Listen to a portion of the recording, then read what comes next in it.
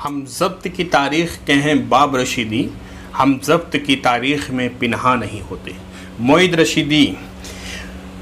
तो दोस्तों, तारीख़ अदब उर्दू पर गुफ्तगू करते हुए आज हम जिस मरहले पर हैं वो है वस्ती हिंद आर्याई। इससे पहले के वीडियोस में मैंने कदीम हिंद आर्याई के बारे में बात की थी और वहाँ पे आप लोगों को तफसील से मैंने समझाया था कि वो आर्या कब आए, कैसे आए और कौन आर्या थे, कौन सी ज़बान के साथ आए। डिस्क्रिप्शन में वो उस वीडियो का लिंक मौजूद है। दोस्तों, अगर आप हमारे चैनल पे नए हैं तो चैनल को सब्सक्राइब कर लीजिए, बेल आइकन को दबा दीजिए ताकि मैं जब वीडियो अपलोड करूं तो आप लोगों तक नोटिफिकेशन पहुंचे और वीडियोस के ज़रिए से आप लोगों के लिए आसानी कुछ पैदा हो। तो दोस्तों, मेरी कोशिश रहती है कि बुनियादी किताबों की तरफ आप लोगों को मोड़ूँ और बुनियादी किताबों की तरफ आप लोगों को राग़िब करूँ। तो आज के जो वीडियो है वो मैंने जिन किताबों के से मदद लेकर के बनाई है उस किताब के नाम भी डिस्क्रिप्शन में मौजूद हैं। आप लोग वहां जाकर के किताब के नाम के पढ़ सकते हैं और उससे एक अच्छा नोट आप लोग बना सकते हैं। तो आज हम बात करते हैं वस्ती हिंद आर्याई पर। तो चलिए दोस्तों, वीडियो को शुरू करते हैं। बने रहिए मेरे साथ शुरू से आखिर तक। इंशाल्लाह उम्मीद करता हूं कि आप लोगों को ये टॉपिक बहुत आसानी से समझ में आ जाएगा और वीडियो देखने के बाद आपको ये इत्मीनान होगा कि हाँ, अब ये नाम हमारे लिए गैर मानूस नहीं रह गए। मैं एग्जाम्पल के ज़रिए से और साथ ही के साथ आप लोगों को अच्छे तरीके से एक्सप्लेनेशन के ज़रिए से समझाने की पूरी कोशिश करूँगा। तो दोस्तों, वस्ती हिंद आर्याई, कदीम हिंद आर्याई का जो दौर था वो था 1500 कबले मसीह से लेकर के 500 कबले मसीह तक। और यहाँ पे वस्ती हिंद आर्याई का जो दौर है वो है 500 कबले मसीह से लेकर के यहाँ पे चले आइए 1000 ईस्वी तक। यानी कबले मसीह से निकल करके हम लोग मसीह में ईस्वी में सन में आ जाएंगे। 500 कबले मसीह जब पाणिनि ने अष्ट अध्याय लिखा, इससे पहले वीडियो में मैंने इसका जिक्र किया, तो ये संस्कृत ज़बान जो है वो आवाम से बिल्कुल कट गई। अब जाहिर सी बात है, आज भी आप लोग देख सकते हैं कि एक ज़बान वो होती है, उर्दू ही ज़बान ले लीजिए, कोई भी ज़बान ले लीजिए, एक ज़बान वो होती है जिसके बोलने वाले बिल्कुल कवायद के हिसाब से बोलते हैं और एक ज़बान वो होते हैं जहाँ पे बोलने वाले कवायद के बिल्कुल परवाह नहीं करते हैं। वो कभी तज़कीर व तानीस में गलती कर देते हैं, कभी जमा में गलती कर देते हैं, लेकिन वो उनकी बोली है और वो बोली समझ में आती है, कम्युनिकेशन हो जाता। तो इस तरह से संस्कृत जब खवास की बोली बन गई कवायद की रोह से और अवाम से वो बोली कट गई, तो यहाँ से एक नई बोली का जन्म हुआ और नई बोली की इब्तिदा हुई जो संस्कृत से बिल्कुल कट के है। अब दोस्तों, आज के इस टॉपिक को वस्ती हिंद आर्याई को समझने के लिए हमें थोड़ा सा तारीखी बैकग्राउंड में भी जाना पड़ेगा। वो मैं आगे जा कर के आप लोगों को समझाऊंगा। तो आप लोग, और इसी तरह से ज्योग्राफिकल जो है हिस्ट्री है या इंडियन ज्योग्राफी जो है उसको भी हमें नज़र में रखनी पड़ेगी और मैप के ज़रिए से हमें समझना होगा, इलाके के ज़रिए से हमें समझना होगा। मैं इलाकों के नाम बताऊंगा आज के जो इलाके हैं उसके ज़रिए से भी आप लोगों को समझ में आएगा कि ये कहाँ की बोली थी और इस वक्त वहाँ पे कौन सी बोली राइज है। तो वीडियो में बने रहिए मेरे साथ। इंशाल्लाह पूरी उम्मीद है कि आप लोगों को बहुत आसान होने जा रही है ये वीडियो और ये टॉपिक बहुत आसान होने जा रहा है। तो पहला जो वस्ती हिंद आर्याई का पहला जो दौर है इसको 3 दौर में तकसीम किया गया है। पहला दौर है पाली का दौर और अशोक के कतबे का दौर जो 500 कबले मसीह से लेकर 1 ईस्वी तक है। दूसरा है प्राकृत का दौर है 1 ईस्वी से लेकर के 500 ईस्वी तक। और तीसरा दौर है अपभ्रंश का जो 500 ईस्वी से लेकर के या 600 ईस्वी से आप समझ सकते हैं और 1000 ईस्वी तक मौजूद है।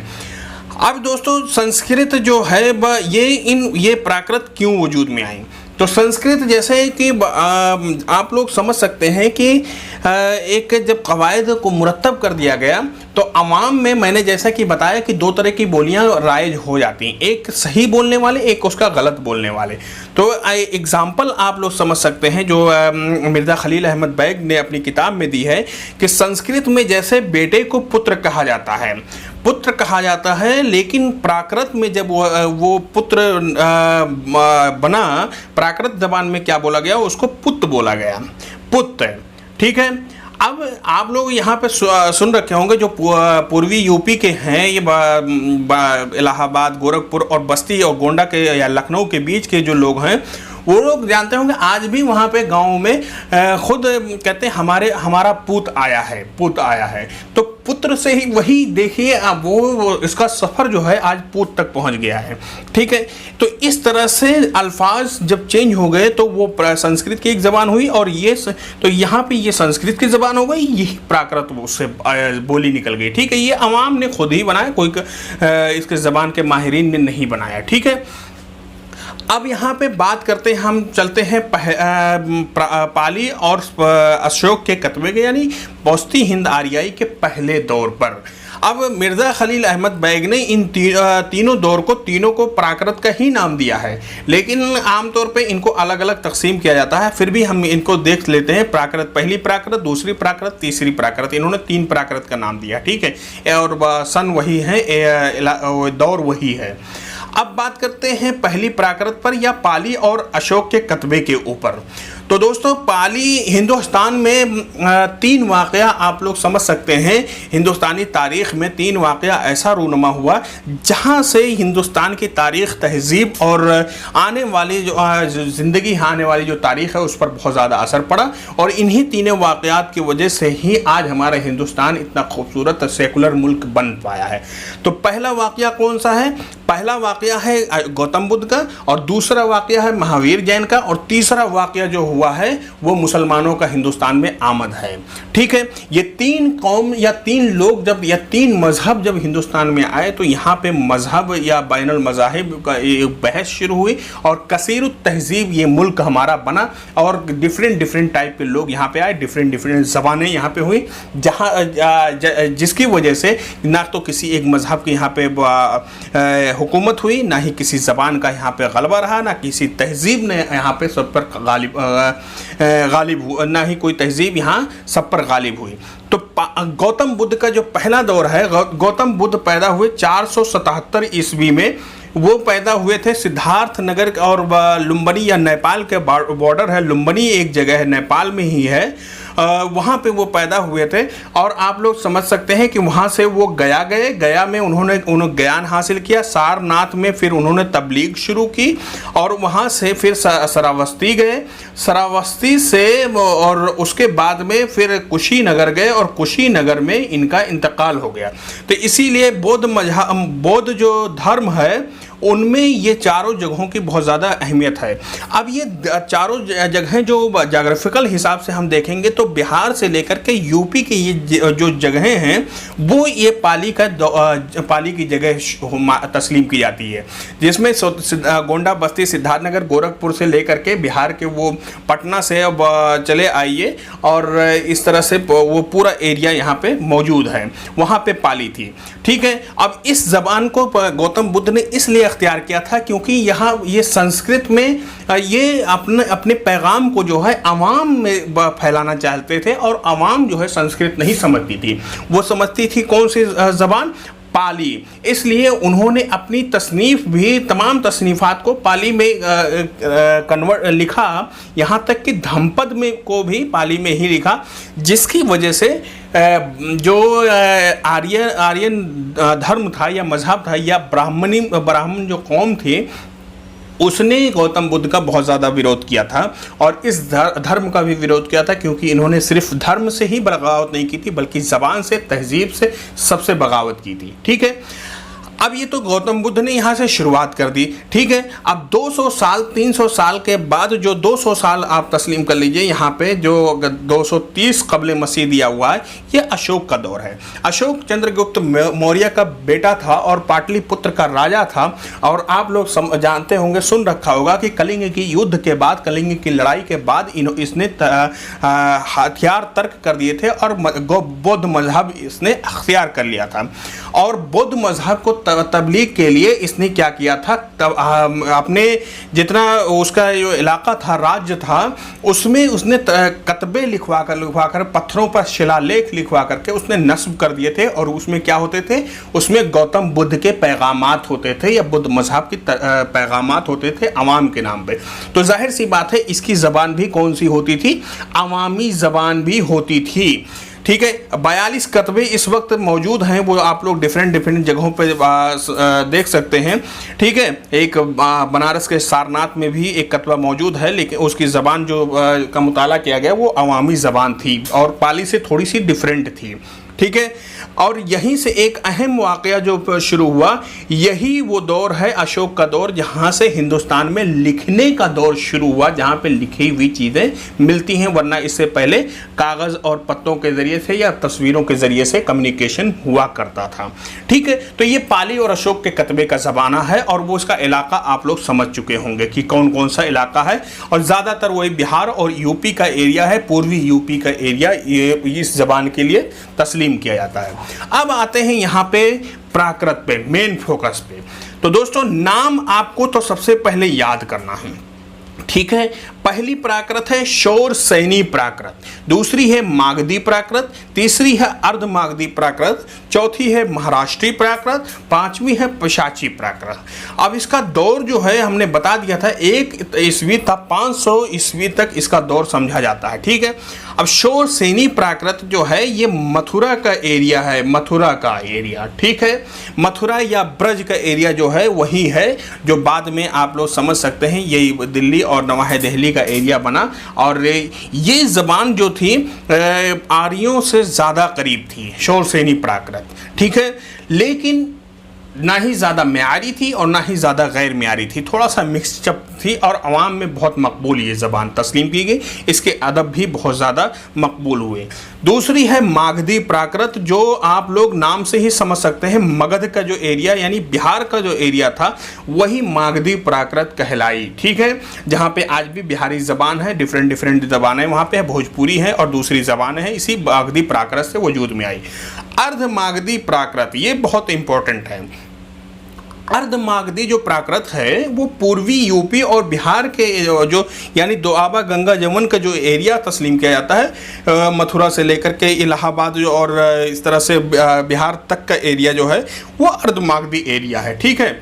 आज वहाँ पे जो इलाहाबाद जो ख़ास समझो इलाहाबाद को ही निशाना आप लोग मान लीजिए, वही एरिया ये अर्ध मागधी का है।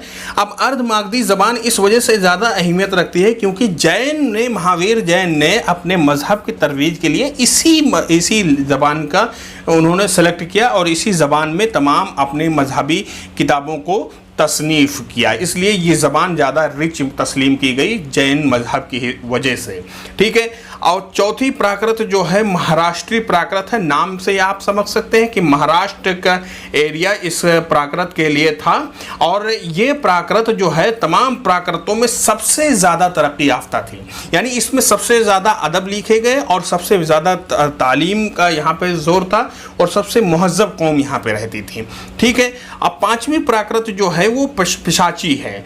पिशाची प्राकृत जो है वो पंजाब और जम्मू कश्मीर का एरिया है, जो पिशाच का मतलब होता है शैतानों की ज़बान, ठीक है। उस दौर में क्या है उस एरिए को आर्यों से बहुत ज़्यादा दूर तस्लीम किया गया और उस ज़बान को शैतानी ज़बान का नाम दिया गया था, इसीलिए उसका नाम पिशाची प्राकृत का। तो ये 5 प्राकृत की बात हो गई, ठीक है। अब आते हैं अपभ्रंश पर। अपभ्रंश जो है आप यहाँ देखते हैं 500 से लेकर के 1000 क़ब्ल मसीह तक का वो एरिया तस्लीम किया जाता है, ठीक है। तो अपभ्रंश का नाम क्यों पड़ा और अपभ्रंश क्यों वजूद में आया? प्राकृत वजूद में आई संस्कृत से बगावत करके, और अपभ्रंश जो वजूद में आई वो प्राकृत से बगावत करके, यानी प्राकृत भी जब अपने अंदर प्राकृत ज़बानों में सख्ती होती चली गई और कवायद इसमें लिखे जाने लगे, अदब इसमें लिखे जाने लगे, तो जाहिर सी बात है अवाम से ये ज़बान भी दूर हो गई और अवाम में एक नई तरह की ज़बान को ने जन्म लिया जिसको अपभ्रंश कहा गया, ठीक है। तो अपभ्रंश का पहली बार जो अपभ्रंश लफ्ज़ इस्तेमाल किया है उसने किया है पातंजलि ने महाभाष्य उनकी किताब थी 2 क़ब्ल मसीह में इसका नाम उन्होंने इस्तेमाल किया, ठीक है। और चंड ने 6 तो नाम जो इन्होंने भाषा के तौर पे इस्तेमाल नहीं किया था, बल्कि संस्कृत में जो गिरी पड़ी अल्फाज थे उसके लिए इन्होंने इस्तेमाल किया था। चंड ने जो किया था 6 ईस्वी में जो किताब लिखी प्राकृत लक्षणम में, उसमें अपभ्रंश को एक भाषा का नाम दिया, यानी 6 क़ब्ल मसीह में पहली बार ये अपभ्रंश भाषा के नाम के तौर पर यहाँ पे लोगों में मुतारफ हुई। और अपभ्रंश के माने ही गिरिपड़ी के होते हैं, यानी बिल्कुल गिरिपड़ी जो एरिया की ज़बान थी, ये अवामी ज़बान, बिल्कुल अवाम के बीच की जो ज़बान थी, उसी को अपभ्रंश का नाम दिया गया। और अपभ्रंश की किस्में आप देखिए, आम तौर पर तो तमाम जितने प्राकृत हैं उन्हीं की जगहों पर अपभ्रंश वजूद में आए। इसीलिए अब एक बार प्राकृत आप याद कर लीजिए, अपभ्रंश अपने आप याद हो जाएंगे। लेकिन यहाँ मार्कंडे का नाम अहमियत रखता है। मार्कंडे ने अपभ्रंश की 3 किस्में बताई, जूनागर, उपनागर और ब्राचड़, ठीक है। और जीवी टगारे एक और मुहक्किक है, उसने मशरक़ी, मगरबी और जनूबी इलाके के हिसाब से अपभ्रंश को 3 किस्मों में तकसीम किया। लेकिन जो राजे है वो 5 किस्में हैं। कौन कौन सी? शोरसेनी अपभ्रंश, ठीक है, मागधी अपभ्रंश, अर्धमागधी अपभ्रंश, महाराष्ट्रीय अपभ्रंश, शुमाल मगरबी अपभ्रंश, ठीक है, जिसमें ब्राचड़ और कैकई हैं। अब मैं बताता हूँ। शोरसेनी अपभ्रंश वही अपभ्रंश है जहाँ पे शोरसेनी प्राकृत थी, यानी मथुरा का एरिया, ठीक है। यहीं से उर्दू ने जन्म लिया और जो कदीम जो मथुरा के अदब है वो शोरसेनी अपभ्रंश में ही मौजूद है इस वक्त तमाम लोगों के बीच में, ठीक है। अब मागधी अपभ्रंश जो है वो मगध के एरिया यानी बिहार के एरिया में जो बोली जाती थी उसको मागधी अपभ्रंश कहा जाता था। और अर्ध मागधी वही आप लोग जैसा कि पहले मैंने समझाया, अर्ध मागधी वही दोआबा, गंगा, जमुन का एरिया यानी इलाहाबाद और मथुरा और बिहार के बीच के जो इलाके हैं, पूर्वी यूपी को लेकर के ये तमाम इलाके जो हैं वो अर्धमागधी कहा जाता है। महाराष्ट्रीय अपभ्रंश जो है वो महाराष्ट्र के एरिया में, यानी जिसके मराठी जो ज़बान निकली है। और शुमाल मगरबी में जो अपभ्रंश आई है उसमें 2 अपभ्रंश है, ब्राचड़ और कैकई। ब्राचड़ कहते हैं उसको सिंधी ज़बान जो आजकल बोली जाती है वही एरिया है। और कैकई जो है वो है पंजाबी, मगरबी पंजाब जो है, जहाँ पे कौन सी ज़बान बोली जाती है? लहिंदा ज़बान इस वक्त बोली जाती है। यही एरिया जो है उसको कहते हैं मगरबी या कैकई अपभ्रंश, ठीक है दोस्तों। तो ये रहा प्राकृत और अपभ्रंश के एक मुख्तसर तज़किरा। और उम्मीद करता हूँ दोस्तों कि आप लोग सन यहाँ पे ज़्यादा कुछ है नहीं, नाम सिर्फ है, इलाके हैं। नाम याद रखिए, इलाके याद रखिए। 5 इलाके ख़ास हैं। एक मथुरा का इलाका है जहाँ पे शोरसेनी है, चाहे वो प्राकृत हो चाहे अपभ्रंश हो। इससे पहले वीडियो में बताया था कि मध्य देश को आप लोग याद रखिएगा। तो शोरसेनी जो है इसी मध्य देश की ज़बान थी, ठीक है। अब उदेच्या, प्राच्य जो थी जो ज़बानें, उन्हीं दोनों ज़बानों से बाकी सारी अपभ्रंश और प्राकृतें निकली हैं, ठीक है। तो पहले शोरसेनी हो गई, दूसरी मागधी हो गई, तीसरी अर्धमागधी हो गई और चौथी महाराष्ट्री हो गई। 5वें में अपभ्रंश में थोड़ा सा अलग है, वहाँ पे पिशाची नाम है और यहाँ पे मगरबी अपभ्रंश का नाम दे दिया गया। और उनमें 2 तरह की बोलियाँ आ गई, एक ब्राचड़ और एक कैकई। तो इतनी ही सिर्फ इस वीडियो का निचोड़ है। तो उम्मीद करता हूँ दोस्तों आप लोगों को तारीख़ ज़बान उर्दू का ये हिस्सा काफ़ी हद तक क्लियर हो गया होगा। अगर क्लियर हो गया है तो कमेंट में हमें लिख करके ज़रूर बताएं। हमारे वीडियो कैसे लग रहे हैं उसको भी आप लोग बताएं। तो बने रहिए दोस्तों हमारे साथ अगले वीडियो तक। तब तक मैं आप लोग अपनी तैयारी करिए, नोट्स बनाइए और जो रिकमेंडेड बुक हैं उस तक ज़रूर आप लोग जाइए और उसको पढ़िए, उससे नोट बनाइए। शुक्रिया आप लोगों का।